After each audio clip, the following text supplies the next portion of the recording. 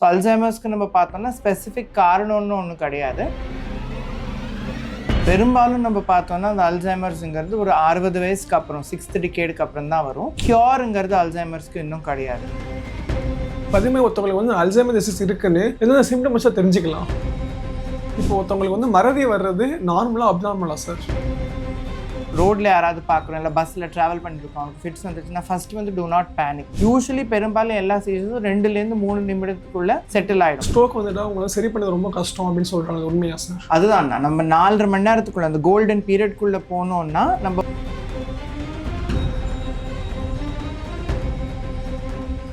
வணக்கம் and welcome to health குரு. நான் உங்கள் முரளி. ஸோ இன்னைக்கு பார்த்தீங்கன்னா வேர்ல்டு பிரெயின் டேங்க. ஸோ இதை முன்னிட்டு அல்சைமர் டிசீஸை பற்றியும் சீஜரை பற்றி தான் பேச போகிறோம். இதை பற்றி நம்ம யார்கிட்ட பேச போகிறோம் அப்படின்னு பார்த்தீங்கன்னா joint director and senior consultant neurology SIMS ஹாஸ்பிட்டலில் சேர்ந்த டாக்டர் விவேக் ஐயர் தான் இருக்காங்க. இன்னைக்கு இவங்ககிட்ட தான் தெளிவாக பேச போகிறோம். வாங்க பேசலாம். வணக்கம் சார். வணக்கம். எப்படி சார் இருக்கீங்க? நல்லா. இப்போ நிறைய படங்கள் எடுத்துக்கலாமே, அதில் வந்து பார்த்தீங்கன்னா இந்த அல்சைமர் டிசீஸை அதிகமாக காட்டுறாங்க சார். முதல்ல இந்த அல்சைமர் டிசீஸ்னா என்ன சார்? ஸோ அல்சைமர்ஸுங்கிறது மறதி நோய்னு சொல்லுவோம், டிமென்ஷியா. அதில் என்ன ஆகுதுன்னா அணுவா பிரெயின் செல்ஸ் அதில் கெமிக்கல் இம்பேலன்ஸ் வரும். அசிட்டில் கோலின்ங்கிற கெமிக்கல் இருக்கும். அந்த ப்ரொடியூஸ் பண்ணுற நியூரான்ஸ் வந்து அணுவாக குறைஞ்சிட்டே போகும். அதனால தான் பேஷண்ட்டுக்கு சிம்டம்ஸ் வரும். ஓகே சார், இந்த அல்சைமர் டிசீஸ் வரதுக்கு என்ன சார் காரணமாக இருக்குது? ஸோ காரணம் பார்த்தீங்கன்னா அது டீஜெனரேட்டிவ் கண்டிஷன். ஸ்பெசிஃபிக் காரணம்னு கிடையாது இந்த இதுக்கு அல்சைமர்ஸ்க்கு. மோஸ்ட்லி நம்ம என்ன பார்ப்போம்னா அந்த ஸ்ட்ரோக், பலமுறை ஸ்ட்ரோக் வந்த பேஷண்ட்ஸ் இல்லை எல்டர்லி பேஷண்ட்ஸ்க்கு என்ன ஆகும்னா ஸ்ட்ரோக் சேர்ந்து சில பேருக்கு வாஸ்குலர் டிமென்ஷியான்னு வரும். அதாவது ரிப்பீட்டட் ஸ்ட்ரோக்ஸ் வந்ததுனால ஒரு மறதி நோய்க்கு வர தன்மை வரலாம். ப்ளஸ் சூப்பர் ஆடடாக அந்த அல்சைமர்ஸும் வரலாம். ஸோ ஸ்பெசிஃபிக் காரணம்னு பார்த்தீங்கன்னா ஒன்றும் கிடையாது. ஒரு சில பேருக்கு ஒரு ஹெட் இன்ஜுரிக்கு அப்புறம் மெமரி டிஸ்டர்பன்சஸ் வரலாம். அல்சைமர்ஸ்னால வேறு விதமான மெமரி டிஸ்டர்பன்சஸும் வரலாம். ஸோ அல்சைமர்ஸ்க்கு நம்ம பார்த்தோம்னா ஸ்பெசிஃபிக் காரணம்னு ஒன்றும் கிடையாது. அது வந்து ஒரு டீஜெனரேட்டிவ் கண்டிஷன். இதனால தான் அல்சைமர்ஸ் வருதுன்னு குறிப்பிட்டு நம்ம சொல்ல முடியாது. ஓகே, இப்போ இந்த அல்சைமர் வந்து வெறும் பெரியவங்களுக்கு மட்டும் தான் வருமா சார்? பெரும்பாலும் நம்ம பார்த்தோம்னா அந்த அல்சைமர்ஸுங்கிறது ஒரு 60 வயசுக்கு அப்புறம் 6th டிகேடுக்கு அப்புறம் தான் வரும். ஆனால் ஸ்பெசிஃபிக்காக நம்ம பார்த்தோம்னா டவுன் சிண்ட்ரோம்னு ஒரு கண்டிஷன் இருக்குது. அதில் குரோமோசோமன் அப்நார்மாலிட்டி. ஸோ அதில் இருக்கிற பேஷண்ட்ஸ்க்கு கொஞ்சம் அர்லி ஆன்செட்டாக அந்த அல்சைமர்ஸ் நோய் வரலாம். ஓகே, ஒரு சில பேர் என்ன சொல்கிறாங்க அப்படின்னு பார்த்தீங்கன்னா அல்சைமர் வந்துடுச்சுன்னா கடைசியில் ப்ரிவென்ட் பண்ணாமல் விட்டுட்டோம்னா டெத்து தான் அப்படின்னு சொல்கிறாங்க. அது உண்மையா சார்? அல்சைமர்ஸ் நம்ம பார்த்தோம்னா எனி டிமென்ஷியா வந்து ஒரு ஸ்டேஜஸாக போகும். ஸோ ஃபஸ்ட்டு நம்ம பார்த்தோம்னா மைல்டாக மெமரி டிஸ்டர்பன்சஸ் ஆரம்பிக்கும். அது படிப்படியாக இன்க்ரீஸ் ஆகிட்டே போகும். அப்புறம் டுவர்ட்ஸ் தி எண்ட் அவங்க வந்து யூரின் கண்ட்ரோல், மோஷன் கண்ட்ரோல்லாம் எழுந்துருவாங்க, பெட் ரிடன் ஆகிடுவாங்க. ஸோ இது ட்ரீட்மெண்ட்டு நம்ம பார்த்தோம்னா இப்போ இருக்கிற சயின்ஸ் டெவலப்மெண்ட்டில் கூட நமக்கு ட்ரீட்மெண்ட்டுங்கிறது வந்து நம்ம அந்த நோயோட தன்மையை கொஞ்சம் ஸ்லோ டவுன் பண்ணலாம். பட் நம்ம கியூருங்கிறது அல்சைமர்ஸ்க்கு இன்னும் கிடையாது. ஸோ நம்ம ட்ரீட் பண்ணாமல் விட்டோம், அன்ட்ரீட்டடாக இருந்தோம்னா ஸ்லோலி இது டிட்டீரியரேட் தான் ஆகும். அண்ட் இன்னெவிட்டபிள் டெத் வந்து ஒரு எல்லாத்துக்குமே ஒரு ஃபைனல் ஸ்டேஜ். நம்ம பார்த்தோம்னா death is a final stage of any illness. So நம்ம அதை ட்ரீட் பண்ணினோன்னா நம்ம ப்ரோக்ரஸை ஸ்லோ டவுன் பண்ண முடியும், வழியாக ப்ரிவெண்ட் பண்ண முடியாது ப்ரோக்ரஸை. பதிமே ஒருத்தவங்களுக்கு வந்து அல்சைமர் டிசீஸ் இருக்குன்னு என்னென்ன சிம்டம்ஸாக தெரிஞ்சுக்கலாம். ஸோ ஃபஸ்ட்டு நம்ம பார்த்தோம்னா ரீசெண்ட் மெமரி இஷ்யூஸ் வரும். அதாவது பழைய மெமரிலாம் நல்லாயிருக்கும், சாப்பிட்டதை மறந்துடுவாங்க, மருந்து எடுத்துடணுமான்னு மறந்துடுவாங்க. அப்புறம் அந்த டிசீஸ் ப்ரோக்ரஸ் ஆச்சுன்னா க்ளோஸ் ரிலேட்டிவ்ஸ் ஒரு பேர் மறந்து போயிடுவாங்க, பசங்க பேர், பேரன் பேத்தி பேர் ஞாபகம் இருக்காது. ஒரு சில பேர் அவங்களே மறந்துடுவாங்க. இமேஜ் மிரரை பார்த்து இன்னொருத்தர்கிட்ட பேசுகிற மாதிரி பேசிப்பாங்க. ஃபேஷியல் ஐடென்டிஃபிகேஷன் இருக்காது. ஒரு சில பேருக்கு என்ன ஆகும்னா விஷுவல் ஸ்பேஷியல் இஷ்யூஸ், அதாவது நம்ம எங்கே இருக்கோம், நம்ம வீட்டுக்குள்ளே கிச்சன் எங்கே இருக்குது, பாத்ரூம் எங்கே இருக்குன்னு மறந்துடுவாங்க. வெளியில் போனால் வீட்டுக்கு வர திருப்பி அவங்களுக்கு எப்படி வரணும்னு தெரியாது. இதெல்லாம் தான் சிம்டம்ஸ். பெரியவங்களுக்கு வந்து அல்சைமர் டிசீஸ் இருக்குது சார். அப்போ வந்து உங்கள் வீட்டில் இருக்கவங்க எப்படிலாம் பார்த்துக்கணும் அவங்கள? ஸோ மெயினாக நம்ம என்ன பார்க்குறோன்னா அந்த அல்சைமர்ஸ் நம்ம போக போக அவங்களுக்கு டே டு டே ஆக்டிவிட்டீஸ்க்கு, அவங்க ஈட்டிங், சாப்பிட்றதுக்கு, குளிக்கிறதுக்கு, அவங்க day to day urine, motion, அதுக்கு அந்த மாதிரி நேச்சர் கால்ஸ்க்கெலாம் அசிஸ்டன்ஸ் தேவைப்படும். ஸோ கேர் கிவர் சப்போர்ட் வந்து ரொம்ப இம்பார்ட்டன்ட். இந்தியாவில் நம்ம பார்த்தோம்னா மோஸ்ட்லி ஹஸ்பண்டுக்கு ஆச்சுன்னா ஒய்ஃப் பண்ணுவாங்க, ஒய்ஃப்க்கு ஆச்சுன்னா ஹஸ்பண்டும் அவங்க சில்ட்ரனும் பண்ணுவாங்க. ஸோ கேர் கிவர் வந்து ரொம்ப பேஷண்ட்டாக இருக்கணும். ஏன்னா அவங்களுக்கு தெரியாமல் தான் அவங்க இப்படி பண்ணுறாங்க, வேணுன்ட்டு அவங்க பண்ணுறதில்ல. ஸோ மோஸ்ட்லி கேர் கிவருக்கு என்ன ஆகும்னா இவர் இப்படியே பண்ணிட்டு இருக்காரு, சொன்னதே திருப்பி சொல்ல வேண்டியதாக இருக்குன்னு ரொம்ப ஆஜிடேட் ஆகிடுவாங்க. ஸோ ரொம்ப இம்பார்ட்டன்ட் வந்து ஒரு காமாக கம்போஸ்டாக அவங்கள டீல் பண்ணும். அதுதான் ரொம்ப இம்பார்ட்டன்ட் கேர் கிவர்ஸ்க்கு. சார் இப்போ நீங்களே சொல்கிறீங்க அல்சைமர் டிசீஸ் வந்து பார்த்தீங்கன்னா ட்ரீட்மெண்ட்டே கிடையாது அப்படின்ட்டு. ஆனால் ப்ரிவென்ஷன் ஒன்று இருக்கும் இல்லையா?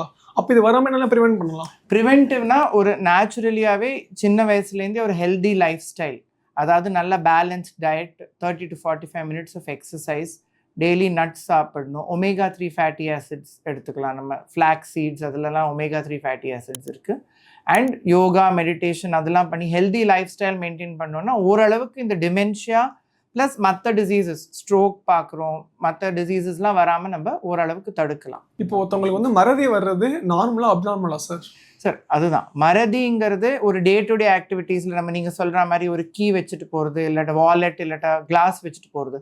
ஆனால் நம்மளை திருப்பி நம்ம வெளியில் போயிட்டு ஒரு நம்ம கீ மறந்து போயிட்டோம்னு திருப்பி உள்ளே வந்து அதை எடுத்துக்கிறோன்னா தட் இஸ் ஓகே. இல்லை அது பண்ணி ரிப்பீட்டடாக அது பண்ணிகிட்டே இருக்காங்க, பொருள் வேறு வேறு இடத்துல வச்சு தேடிட்டே இருக்காங்க, பொருள் கிடைக்கிறதே இல்லைன்னா that is a sign of concern. Okay. இப்போ அதே மாதிரி சீசர் எடுத்துக்கலாமே, வலிப்பு நோய், அது வந்து ஒருத்தவங்களுக்கு எதுங்களா வருது? ஸோ வலிப்புன்னு நம்ம பார்த்தோம்னா ஒரு அப்நார்மல் எலக்ட்ரிக்கல் டிஸ்டர்பன்ஸ் இந்த பிரெயின், ஒரு ஷார்ட் சர்க்கியூட் மாதிரின்னு எடுத்துக்கலாம். ஸோ ஒரு சில பேருக்கு பிறவியில் பர்த்தில் வந்து ஆக்சிஜன் சரியாக போகலை, பெரிநேட்டல் இன்சல்ட் அப்படி பண்ணோன்னா பிறவியில் வரலாம். சின்ன வயசில் வந்து 6 months to 5 years ஃபெப்ரைல் சீஜர்ஸ்னு வரலாம். அது வந்து நிறைய பசங்களுக்கு, சின்ன வயசு பசங்களுக்கு வரலாம். அது பிற்காலத்தில் ஃபிட்ஸ் நோயாக மாறும்னா ஒன்றும் நம்ம சொல்ல முடியாது. நிறைய பேருக்கு ஒரு 6 months to 5 years இந்த சீஜர்ஸ் வந்து ஸ்டாப் ஆகிடும். எல்டர்லி, இப்போ நம்ம ஒரு மிடில் ஏஜில் பார்த்தோன்னா ரோட் டிராஃபிக் ஆக்சிடென்ட்னால பிரெயினில் கசிவு ஏதாவது ஏற்பட்டதுன்னா வரலாம், ஸ்ட்ரோக்னால வரலாம், டியூமர்ஸ்னால வரலாம். ப்ளஸ் எல்டர்லி நம்ம பார்த்தோம்னா நிறைய மெடிசின்ஸ் எடுத்துகிட்டு இருப்பாங்க, ஹார்ட்டுக்கு, பிபிக்கு, டயபெட்டிஸ்க்குன்னு மெடிசின்ஸ் எடுத்துகிட்டு இருப்பாங்க, கிட்னி இஷ்யூஸ் இருக்கலாம். ஸோ அந்த மாதிரி பேஷண்ட்ஸ்க்கு வந்து சோடியம் ஃப்ளக்சுவேஷன்ஸ்னால வரலாம். சுகர், டயபெட்டிஸ் வந்து புவர்லி கண்ட்ரோல்டு, அந்த ஹை சுகர் ஆனாலும் ஃபிட்ஸ் வரலாம், லோ சுகர் ஆனாலும் ஃபிட்ஸ் வரலாம். ஸோ இதெல்லாம் தான் காரணம் வலிப்பு வரதுக்கு. இப்போ சீஜர் வந்துடுச்சு, அவங்க என்ன சார் ஃபஸ்ட்டு பண்ணணும்? ஸோ ஃபஸ்ட்டு வந்து இப்போ நம்ம ரோட்டில் யாராவது பார்க்குறோம், இல்லை பஸ்ஸில் ட்ராவல் பண்ணியிருக்கோம், அவங்களுக்கு ஃபிட்ஸ் வந்துச்சுன்னா ஃபஸ்ட்டு வந்து டூ நாட் பேனிக். அவங்கள சுற்றி நம்ம சரவுண்ட் பண்ணக்கூடாது, கூட்டம் பண்ணக்கூடாது. க்ளோதிங் ஏதாவது இருந்தது, டைட்டாக க்ளோதிங் ஏதாவது இருந்தால் அதை லூசன் பண்ணும். லெஃப்ட் சைடில் அவங்கள லெஃப்ட் சைடில் ஒரு கழிச்சு படுக்க வைக்கணும், லெஃப்ட் லேட்ரல் பொசிஷன்னு சொல்லுவோம்.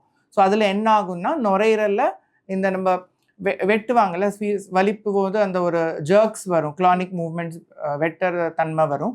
ஸோ அதில் என்ன ஆகும்னா நுரையீரலில் சளி சேரும். ஸோ அது ப்ரிவெண்ட் பண்ணலாம். நம்ம நிறையவங்க என்ன பண்ணுவாங்கன்னா ஒன்று சாவி கொடுப்பாங்க, இல்லை இரும்பு ராட் கொடுப்பாங்க, அனியன் ஸ்மெல் பண்ண கொடுப்பாங்க, செருப்பு ஸ்மெல் பண்ண கொடுப்பாங்க. அதெல்லாம் மித், அதெல்லாம்னால ஃபிட்ஸ் நிற்காது. And we have to time the seizure. Usually பெரும்பாலும் எல்லா சீஜர்ஸும் 2-3 நிமிடத்துக்குள்ளே செட்டில் ஆகிடும். அதுக்கு மேலே அண்ட் பேரலி நம்ம ஹெல்ப் 108 கால் பண்ணி இந்த மாதிரி இருக்காங்கன்னு நம்ம இன்ஃபார்ம் பண்ணோம். அதுக்கு மேலே 2 minutes மேலே சீஜர் லாஸ்ட் ஆச்சுன்னா they will NEET medical attention. Any seizure இப்படி இருந்தாலும் நம்ம காமாக இருந்து ஒன்றும் ஆப்ஜெக்ட்ஸ் கொடுக்காம we have to time the seizure and wait for it to settle. அவங்க யூஸ்வலி என்ன நாங்கள் எல்லா பேஷண்ட்ஸ்க்கும் சொல்லுவோம்னா ஒரு கார்டு மாதிரி வச்சுக்கோங்க, தட் இந்த மாதிரி இருக்குது, ஃபிட்ஸ் இருக்குன்னு. அண்ட் ரெஸ்க்யூ மெடிக்கேஷன் கொடுப்போம், நேசல் ஸ்ப்ரே அப்படி ஏதாவது இருந்தது. அண்ட் அந்த பாசர் பேக் யூஸ் பண்ண தெரிஞ்சதுன்னா 2-3 பஃப் நாஸ்ட்ரில் நம்ம கொடுக்கலாம். அந்த டயத்துக்கு சீஜர் டெர்மினேட் ஆகிடும். அப்புறம் மெடிக்கல் ப்ரொஃபஷனல் பார்த்துப்பாங்க. ஓகே சார், இவ்வளோ இதை சொல்லும் போது பார்த்தீங்கன்னா அதிகமாக ஸ்ட்ரோக் அதிகமாக மென்ஷன் பண்ணியிருந்தீங்க. இந்த ஸ்ட்ரோக்னா என்ன சார்? ஸ்ட்ரோக்னா 2 வகையாக இருக்கலாம். ஒன்று வந்து இஸ்கீமிக் ஸ்ட்ரோக், அதாவது பிரெயினில் போகிற ரத்த குழாயில் அடைப்பு உண்டாகிறது. அது வந்து 100ல் பார்த்தோன்னா 85% வந்து இஸ்கீமிக் ஸ்ட்ரோக். ஹெமரேஜிக் ஸ்ட்ரோக் வந்து பிபி கண்ட்ரோல் ஆகலை, அதனால ரத்த குழாய் வெடிக்கிறது, இன்ட்ராக்ரீனல் ப்ளீட்னு சொல்லுவோம். ஸோ இதுதான் பிரெயினுக்கு ரத்த ஓட்டம் பாதிப்பு. ஒன்று கசிவாக இருக்கலாம், இல்லாட்ட ரத்த குழாயில் அடைப்பாக இருக்கலாம். ஸோ பேஷண்ட்ஸ்க்கு வந்து என்ன சிம்டம்ஸ் இருக்குன்னா பி ஃபாஸ்ட்னு சொல்லுவோம், பேலன்ஸ் இஷ்யூஸ் இருக்கலாம், விஷன் ப்ராப்ளம், பார்க்கறதுக்கு கஷ்டம் இருக்கலாம், பேச்சு குளறலாம், அண்ட் கை கால் விழுந்து போகலாம், தோண்டு போகிற மாதிரி இருக்கும், மரத்து போகிற மாதிரி இருக்கும். ஸோ இதெல்லாம் இந்த மாதிரி சிம்டம்ஸ் இருந்தால் 4.5 மணி நேரத்துக்குள்ளே வந்தால் நம்ம ஸ்கேன் பண்ணி ரத்த குழாயில் அடைப்பு தான் இருக்குது, கசிவு இல்லைன்னு கன்ஃபார்ம் பண்ணோம்னா கிளாட் டிசால்விங் இன்ஜெக்ஷன், ஐவி த்ராம்பாலிசிஸ்னு இருக்குது, அது கூட நம்ம கொடுத்து பேஷண்ட்டோட சிம்டம்ஸை ஓரளவுக்கு கட்டுப்பாட்டில் வச்சு ரிக்கவரிக்கு ஏட் பண்ணலாம். ஆனால் ஒரு சில பேர் என்ன சொல்கிறாங்கன்னா ஸ்ட்ரோக் வந்துட்டா அவங்களால சரி பண்ணது ரொம்ப கஷ்டம் அப்படின்னு சொல்கிறாங்க. உண்மையா சார்? அதுதான், நம்ம 4.5 மணி நேரத்துக்குள்ளே அந்த கோல்டன் பீரியட்குள்ளே போனோம்னா நம்ம ஓரளவுக்கு அந்த நரம்பை டேமேஜ் ஆகாமல் பார்த்துக்கலாம். ஏன்னா எவ்ரி மினிட் நம்ம ஸ்ட்ரோக்கு அப்புறம் எவ்ரி மினிட் நம்ம டீலே பண்ணோம்னா மில்லியன் கணக்கான நியூரான்ஸ் வந்து அது பிரெயின் செல்ஸ் வந்து டேமேஜ் ஆகிட்டே இருக்கும். ஸோ பிரெயினோட என்ன ஸ்பெஷாலிட்டி, என்ன ஒரு ஸ்பெஷாலிட்டி சொல்கிறதா அன்ஃபார்ச்சுனேட் திங்னு சொல்கிறதான்னு தெரியல, நியூரான்ஸ் வந்து ரீஜெனரேட் ஆகாது. ஸோ இப்போ நம்ம நெயில்ஸ் கட் பண்ணோம், ஹேர் கட் பண்ணோம்னா வளர்ந்துருது. அந்த மாதிரி பிரெயின் செல்ஸ் வந்து திருப்பி ப்ரொடியூஸ் ஆகாது. அந்த டேமேஜ் ஆன பகுதிக்கு சுற்றி இருக்கிற நார்மல் பிரெயின் வந்து இப்போ ஒரு பகுதி டேமேஜாக இருக்குன்னா அது சுற்றி இருக்கிற நார்மல் பிரெயின் அந்த டேமேஜ் பகுதியோட ஃபங்க்ஷன் ஏற்றுக்கணும், ஏற்றுக்க தான் ரிக்கவரி வரும். ஸோ டீலே பண்ண chances of recovery will be delayed and கொஞ்சம் ரொம்ப ஸ்லோவாக தான் ரிக்கவரி ஆகும். ஆனால் இப்போ வந்து ஸ்ட்ரோக் மெடிகேஷன்ஸ் தவிர blood thinners, cholesterol management, BP sugar மேனேஜ்மெண்ட்டோட ஃபிசியோதெரப்பி அண்ட் ஆக்குபேஷனல் தெரப்பி வந்து ரொம்ப இம்பார்ட்டன்ட். இல்லை கரெக்டான physio and occupational therapy and அதுக்கு கரெக்டாக ஃபாலோ பண்ணாங்கன்னா ரிக்கவரி நல்லா ஆகும். உங்கள் நேரத்தை எங்களுக்காக ஒதுக்குனதுக்கு மிக்க நன்றி சார். தேங்க்யூ.